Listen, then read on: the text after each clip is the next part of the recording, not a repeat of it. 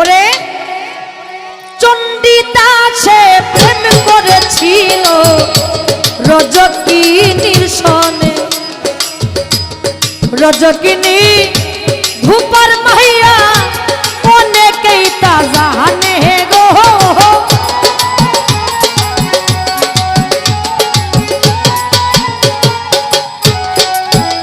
আরে যেই ঘাটেতে রজকিনী কাপড় কাচে বইয়া, তাহার পাশে চণ্ডীদাসে রহিল বসিয়া গো।